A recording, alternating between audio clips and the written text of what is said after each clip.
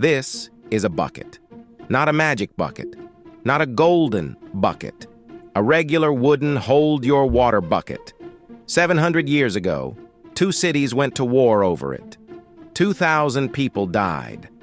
And the country responsible for this was Italy. Obviously.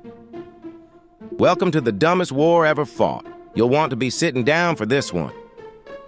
To understand how a bucket starts a war, you need to understand medieval Italy. See, back in the 1300s, Italy wasn't a country. It was a 1,000-piece puzzle, where every piece hated every other piece. Every city was its own little state, with its own little army, its own little flag, and its own big anger issues. And just to spice things up, every single Italian had to pick one of 2 teams. Team Pope, the Guelphs, and Team Emperor, the Ghibellines. Think football hooligans, but the 2 clubs are God's manager on earth, and the guy with the biggest hat in Germany. Cities burned each other down over this, for generations. Nobody fully remembered why. It was tradition.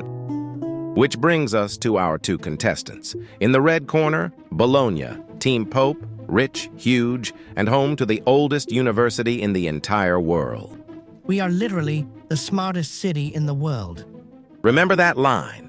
It's going to age like milk. And in the yellow corner, Modena. Team Emperor, smaller, scrappier, and permanently done with Bologna's attitude. They put a parking ticket on our cathedral. These 2 cities are 40 kilometers apart. That's it. That's a 40-minute drive. And they had been at each other's throats for 50 years. By 1325, the neighbor beef had escalated from mean letters to full-on raiding. Bologna would ride over the border and torch a Modenese farm. Modena would ride back and steal a Bolognese castle, a whole castle. Give back the castle. What castle? The Pope even got involved. And when the Pope got involved, he brought the most powerful weapon of the Middle Ages. You are now banned from heaven. Excommunication. Spiritually, a nuclear strike. The guy running Modena, Passerino Bonacolsi, was officially kicked out of the afterlife. The Pope even offered rewards to anyone who hurt him. Worth it. So that's the mood. 2 cities, 1 border, 0 chill. All they needed was a spark. July 1325. Night falls on Bologna. Somewhere in the dark, a squad of Modenese soldiers slips inside the city. Now, according to the legend, and I need you to picture this like a heist movie, they creep past the guards, rappel into the town square, and reach Bologna's municipal well. I'm in. And there, gleaming in the moonlight, the target, the city bucket. Grab the buckets. And they took it. They took the bucket, and they rode home, giggling like teenagers. The next morning, Bologna went to fetch some water. Where is the bucket? Now, quick fact check, because this is the internet's favorite part of the story. Did the war really start over the bucket? Technically, Modena had just snatched a whole Bolognese fortress first, and the bucket was probably swiped as a trophy somewhere in the chaos. But did Bologna march 20 minutes down the road and demand their bucket back like a divorced dad? Yes. Yes, they did. Come and take it. Oh, no. Oh, no. They said the thing. Bologna snapped. They called in every favor Team Pope had. 32,000 men. At least that's what their own chroniclers claim. For scale, that would be one of the biggest armies anywhere in Europe. Kings couldn't raise that many men. Bologna raised it for a bucket. It's the principle. Modena, meanwhile, counted their own troops.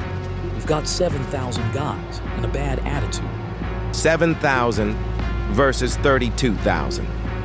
That's not a battle, that's a math problem. Bologna outnumbered Modena more than 4 to 1. The smartest city in the world could not possibly lose this. Please keep remembering that line. November 15th, 1325. The hills of Zappolino. On one side, Bologna's endless sea of soldiers stretching past the horizon. On the other, Modena's 7,000, including professional knights, parked on a nice hill with the low autumn sun at their backs. Bologna looked at the 4-to-1 odds and did the one thing you should never do with 4-to-1 odds. Charge. They got cocky. The Bolognese charged uphill, into the sun, in November mud. The professional Modenese knights let them get nice and tired, and then rolled downhill like a yellow and blue avalanche. The whole thing took about 2 hours. 2 hours. Skyrim takes longer to install. The Bolognese line shattered. 32,000 men turned around at once and discovered the real enemy was cardio. Modena chased them all the way back to the gates of Bologna itself. By sunset, around 2,000 men were dead on the field, over a bucket. And this is where a normal army goes home. But Modena wasn't done. Because winning wasn't enough, Bologna had to know it lost. So outside Bologna's locked gates, in full view of the city walls, Modena threw a party. They held horse races. They ran a whole paleo, medieval sports day, in view of the walls. The chronicles say it was for, quote, the eternal shame of Bologna. This one's our way bucket. That's not warfare. That's bullying.